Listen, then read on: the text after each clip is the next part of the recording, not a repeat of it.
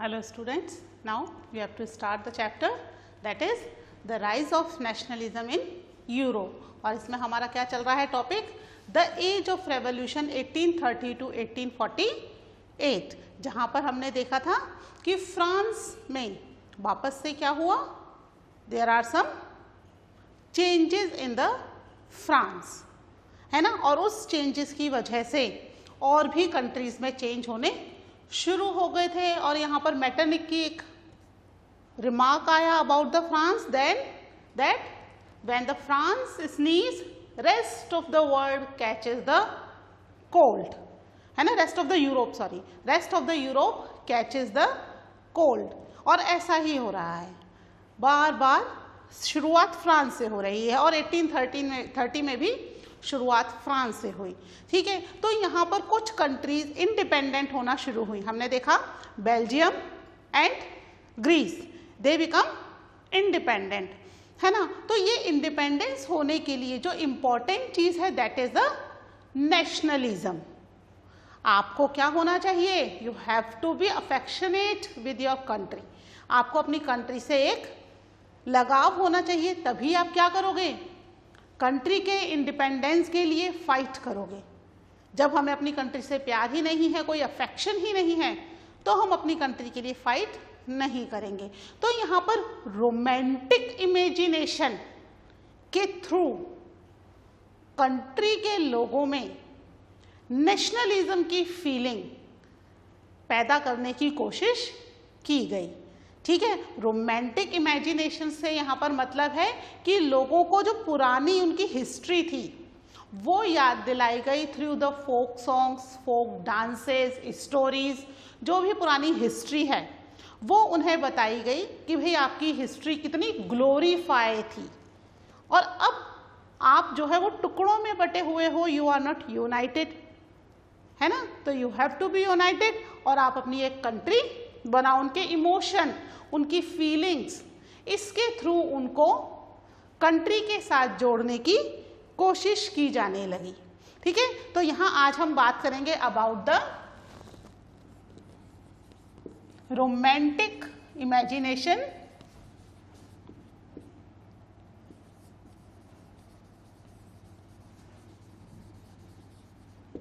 And national feeling.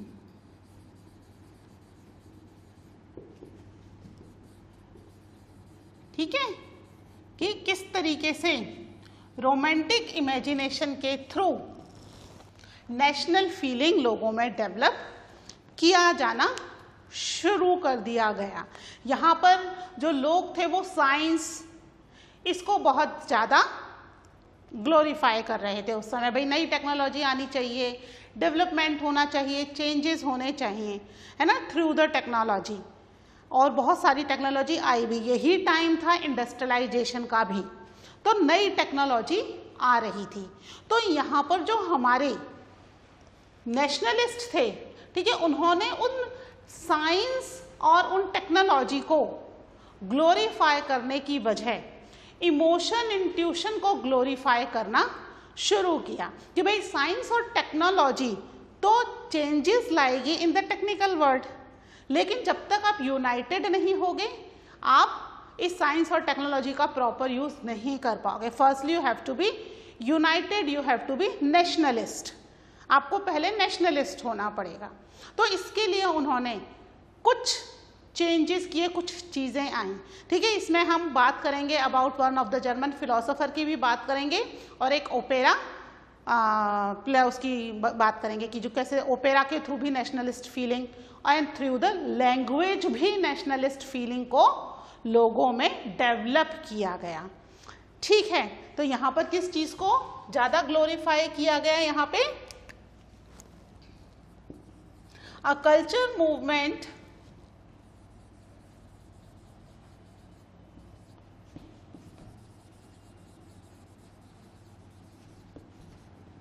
which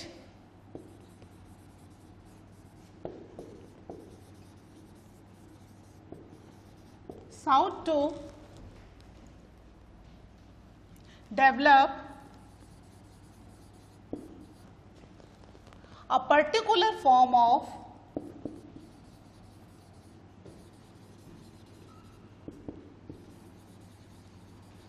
form of nationalist, ठीक है, particular form of nationalist sentiments, ठीक है, कल्चरल मूवमेंट के थ्रू यहां पर नेशनलिस्ट सेंटिमेंट्स को डेवलप करने की कोशिश की गई। साथ ही में क्या किया गया, क्रिटिसाइज द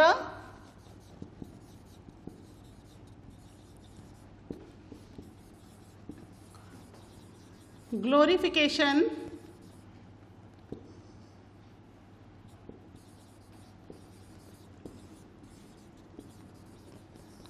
साइंस, ठीक है, साइंस के ग्लोरिफिकेशन को and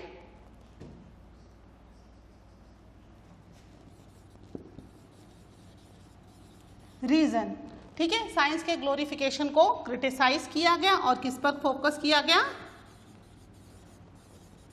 focused on emotion, intuition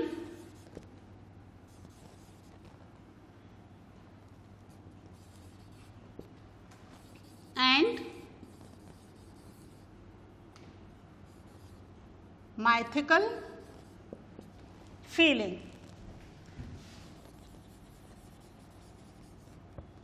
ठीक है, इन चीजों को माइस्टिकल है, सॉरी, इसको ठीक कर लेना,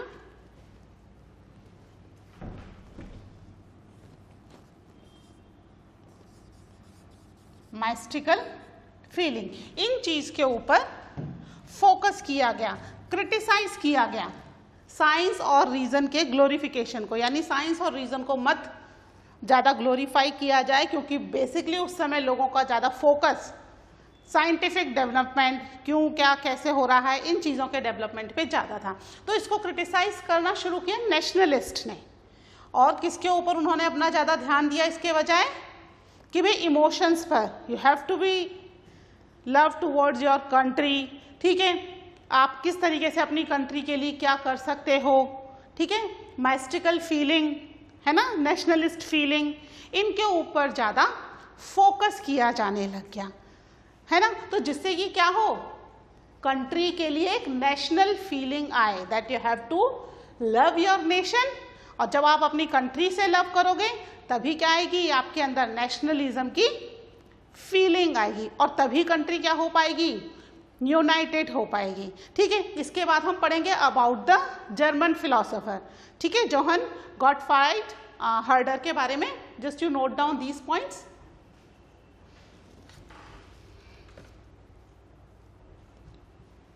ठीक है, इसको रब कर दूं।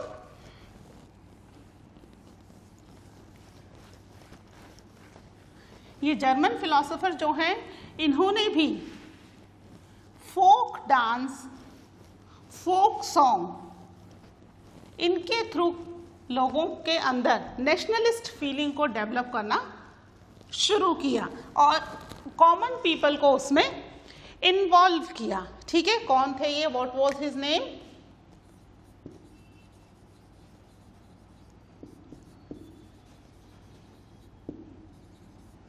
जर्मन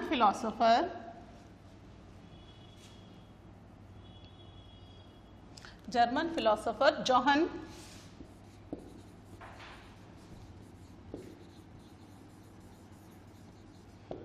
गॉटफ्राइड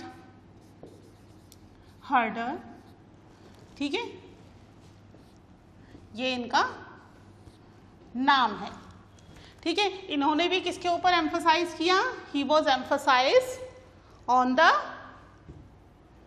कि भाई you have to be develop a sense of collectiveness, किसके through, through the folk songs and through the folk dance, और किसके बीच में, अमंग द कॉमन पीपल, और कॉमन पीपल के लिए भी he was using one of the German word, that was the das woke.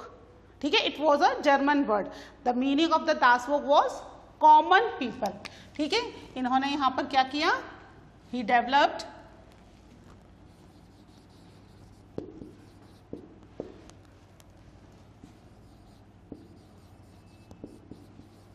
try to develop culture among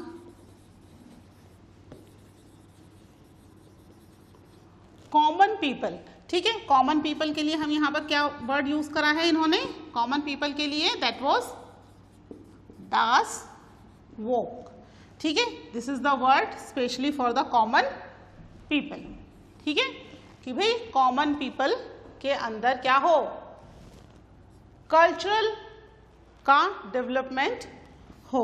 इसके अलावा इन्होंने क्या किया, ये जो कॉमन पीपल में है किसके through, through folk songs and folk dances. ठीक है, फोक सॉन्ग्स और फोक डांसेस के थ्रू इनका क्या मानना था,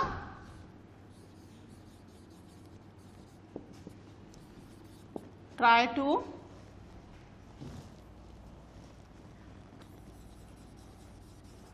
develop true spirit of nationalism. ठीक है, ट्रू स्पिरिट ऑफ नेशनलिज्म। अब ये जो है ट्रू स्पिरिट ऑफ नेशनलिज्म, इसको क्या नाम दिया गया, that was the Volksgeist.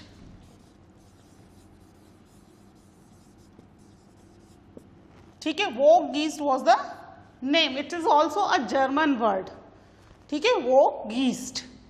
ठीक है, it was also a German word जो कि उस समय ही was using for the nationalist sentiments, है ना, नेशनलिस्ट सेंटीमेंट्स के लिए यूज किया जा रहा था, जिससे कि क्या हो, जर्मन फिलोसोफर हैं तो ही वांटेड टू ट्राई कि भाई लोग जो है जर्मनी को यूनिफाइड करें और जर्मन कल्चर को आइडेंटिफाई किया जाए। किसके थ्रू आइडेंटिफाई किया जाए, थ्रू द, एक मिनट इसको सही कर दूं, फोक सॉन्ग्स, थ्रू फोक, है ना, folk songs and folk dances के थ्रू इसको आइडेंटिफाई किया जाए और लोगों में एक नेशनलिज्म की स्पिरिट को डेवलप कर दिया जाए। ओके, और जर्मन वर्ड्स क्यों यूज किए गए, क्योंकि जर्मन वर्ड्स क्या हैं, it was very near to the heart of German people. ठीक है, हम जिस जगह रहते हैं वहाँ के जो बेसिक वर्ड्स हैं वो हमें अच्छे लगते हैं instead of the other language. ठीक है, तो ये जॉहन गुटेनबर्ग के हैं। फिर इसके अलावा भी वहाँ पर दूसरे तरीके भी यूज किए गए, जैसे कि ये तो थे ही folk dance, folk songs, history को ग्लोरीफाई किया गया कि हमारी पुरानी हिस्ट्री इतनी अच्छी थी। हर कंट्री की अपनी एक अलग हिस्ट्री होती है ना। इसके अलावा language, they start using the language as a weapon. जो लैंग्वेज है, हम जब भी हम बात करना चाहें, सबसे पहले हमारी कौन सी लैंग्वेज आती है, दैट आवर मदर टंग, जो हम बचपन से बोलते आ रहे हैं अपनी फैमिली के साथ, है ना। जैसे हम इंडियंस हैं तो Hindi, basically in the north India Hindi बहुत ज़्यादा फेमस है। साउथ इंडिया में इतनी फेमस नहीं है, वहाँ पे तो either people are speaking their own regional language और इंग्लिश, बट हिंदी इधर की तरफ नॉर्थ इंडिया में बहुत है। तो हम पहले बेसिकली कौन सी लैंग्वेज यूज़ करते हैं, हिंदी। ठीक है, तो वहाँ पर लैंग्वेज को भी एक मेन वेपन की तरह यूज किया जाने लगा अगेंस्ट द कॉलोनाइजर्स और in favour of the nationalism. ठीक है, ये नोट डाउन करो। फिर हम पढ़ते हैं अबाउट द डांस फॉर्म के थ्रू किस तरीके से नेशनलिस्ट फीलिंग डेवलप की, हु वॉज द पर्सन। ठीक है, उसके बारे में पढ़ते हैं। इसको नोट डाउन करो।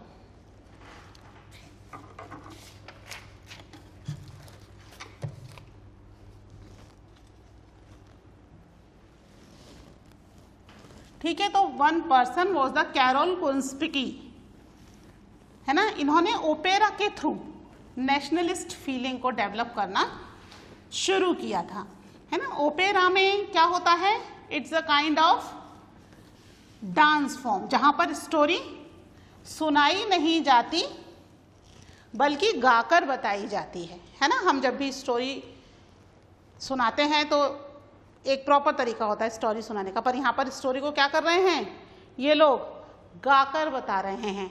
ठीक है, तो यहाँ पर ये जो फोक सॉन्ग्स हैं या फोक पोइट्री है ना, पुरानी हिस्ट्री है, इसको ग्लोरीफाई करने के लिए उन्होंने अपने ओपेरा में अलग अलग तरह के शोज करने शुरू किए।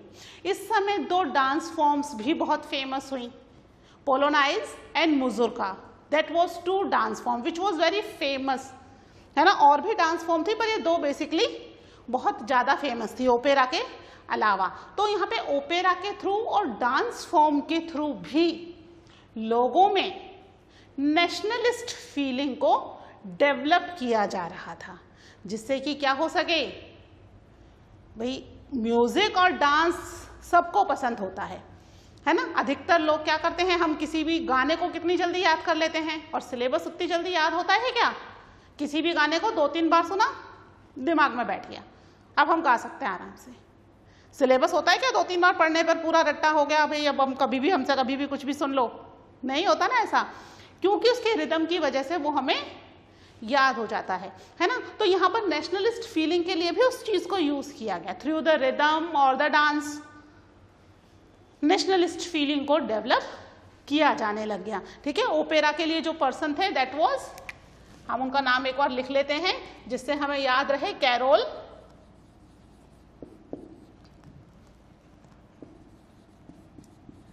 कोरपेंस्की।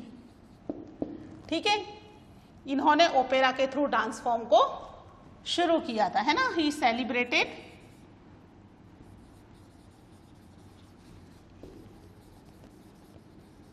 नेशनलिस्ट, एक मिनट, नेशनलिस्ट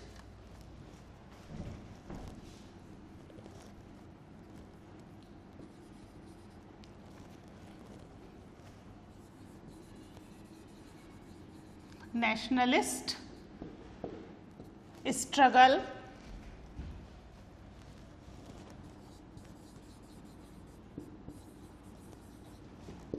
थ्रू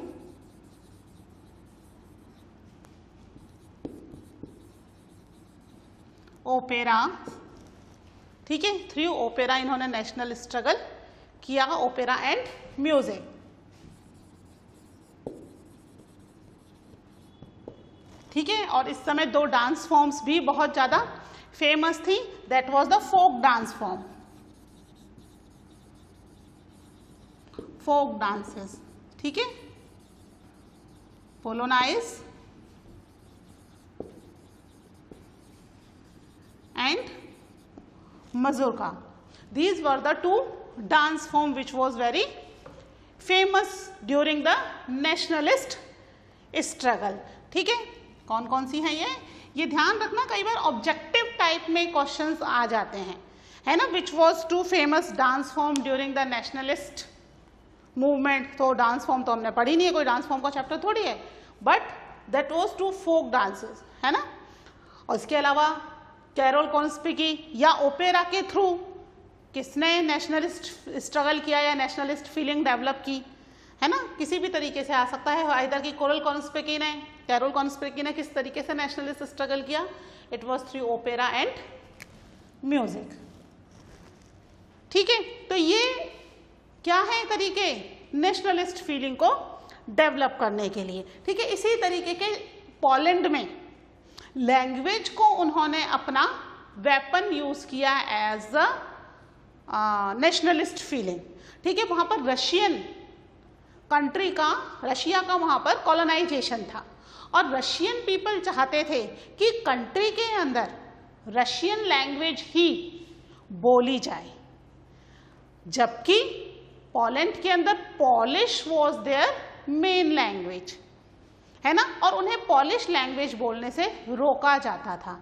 कॉलोनाइजेशन था, कॉलोनाइजेशन के अगेंस्ट वहां के पॉलिश पीपल ने लैंग्वेज को एज अ वेपन यूज किया। जितना ज्यादा रशियन उन्हें पॉलिश लैंग्वेज बोलने से रोक रहे थे, उतना ही ज्यादा ये लोग पॉलिश लैंग्वेज ही यूज कर रहे थे, रशियन लैंग्वेज यूज नहीं कर रहे थे। मीन्स यानी कि जो वहाँ की क्लैरिजी है, प्रीस्ट, ठीक है, तो चर्च के अंदर कोई भी प्रोग्राम हो रहा है ठीक है, कुछ भी काम चल रहा है तो उसमें जो प्रीचिंग्स दी जाएंगी थ्रू द प्रीस्ट, वो चाहते थे रशियन लैंग्वेज में हो, लेकिन प्रीस्ट किस लैंग्वेज में दे रहे थे? पॉलिश लैंग्वेज में दे रहे थे। कोई भी सेरेमनी है तो प्रॉपर पॉलिश लैंग्वेज में ही वो सेरेमनी करवाई जा रही थी, है ना। तो वहाँ के जो क्लेरेजी हैं, प्रीस्ट हैं, उन्होंने तो अपनी मदर टंग या अपनी मेन लैंग्वेज को ही यूज किया अगेंस्ट द रशियन डोमिनेशन। यहाँ तक कि इसकी वजह से रशियन गवर्नमेंट इतनी परेशान हो गई कि उसने बहुत सारे प्रीस्ट को वहाँ से आइदर एग्जाइल कर दिया कंट्री से, या फिर उन्हें जेलों में भर दिया कि भाई पॉलिश लैंग्वेज नहीं बोलनी, you have to use the Polish, you have to use the Russian language, sorry, Polish language use नहीं करनी है। वो Russian people they were frustrated, लोगों को समझाते समझाते, पर यहाँ पर उन्होंने तो सोच ही लिया था पोलैंड के लोगों ने कि हमें रशिया के अगेंस्ट में केवल पॉलिश लैंग्वेज का यूज करना है, जिससे कि उन्हें क्या लगे कि हम अपनी कंट्री को बहुत ज़्यादा प्यार करते हैं, we are affectionate towards our country, और हम अपनी मदर टंग को नहीं छोड़ेंगे, चाहे जो करना है कर लो, जेल में डालना है जेल में डाल दो, मारना है मार लो, क्या करोगे? मार दोगे तो रूल किस पे करोगे, है ना। तो मारोगे तो नहीं, जेल में डालोगे, जेल में भी डाल दोगे तो काम किससे करवाओगे? कॉलोनाइजेशन तो बेसिकली क्यों हो रहा था? जिससे कि वो जो भी कॉलोनाइज्ड कंट्री है वहाँ से ज़्यादा प्रॉफिट गेन कर सकें, तो वहाँ के लोग ही उन्हें लेबर वर्क करके देते हैं। तो यहाँ पर पॉलिश को उन्होंने यूज किया एज अ वेपन, है ना, हथियार की तरह यूज किया अगेंस्ट द रशियन डोमिनेशन। ठीक है, एक बार इसको ये दोनों पॉइंट नोट कर लो, फिर पॉलिश का लिख लेते हैं।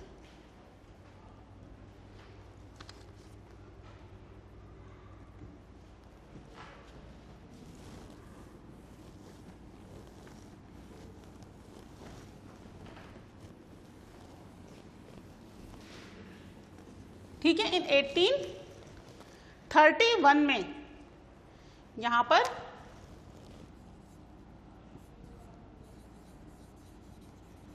Polish language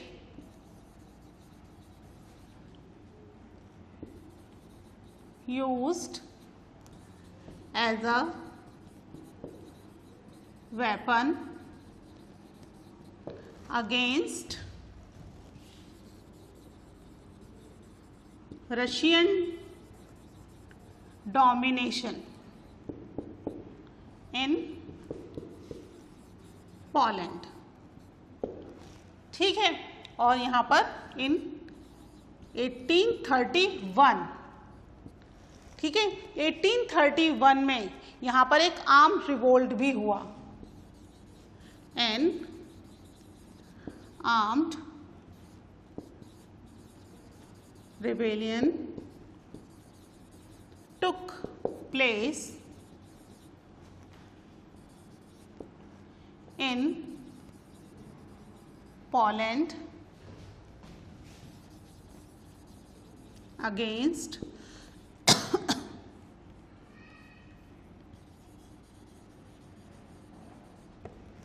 Russian government. ठीक है, और यहाँ की जो क्लेरेजी थी, clergy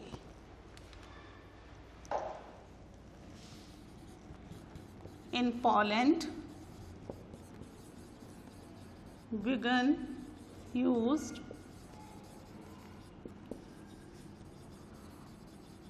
Polish language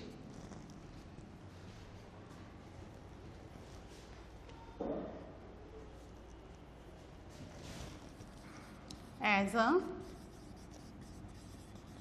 weapon of national resistance। ठीक है, नेशनल रेजिस्टेंस के लिए उन्होंने क्या यूज किया? पॉलिश लैंग्वेज को यूज किया। ठीक है, तो यहाँ पर पोलैंड में लैंग्वेज को यूज किया गया, है ना। जर्मन ने क्या किया कि जर्मन लैंग्वेज के through folk songs, folk dance के थ्रू नेशनलिस्ट फीलिंग डेवलप करनी शुरू की। कैरल कॉन्स्पिकी ने ओपेरा म्यूजिक के थ्रू, फोक डांसेस के थ्रू, इनके थ्रू यूरोप के अलग अलग नेशंस में क्या हो रहा है, नेशनलिस्ट फीलिंग को डेवलप किया जा रहा है, ठीक है। That is the basically romantic imagination, है ना, कि you love with your country and then only you have the feeling for your nation. और जब आपकी कंट्री के लिए आपके में फीलिंग आएगी तभी क्या होगी, कंट्री यूनाइटेड होगी, ठीक है। तो आज के लिए इतना ही। अब हम नेक्स्ट लेक्चर में पढ़ेंगे about the hunger hardship in Europe, ठीक है। Till now take care, bye.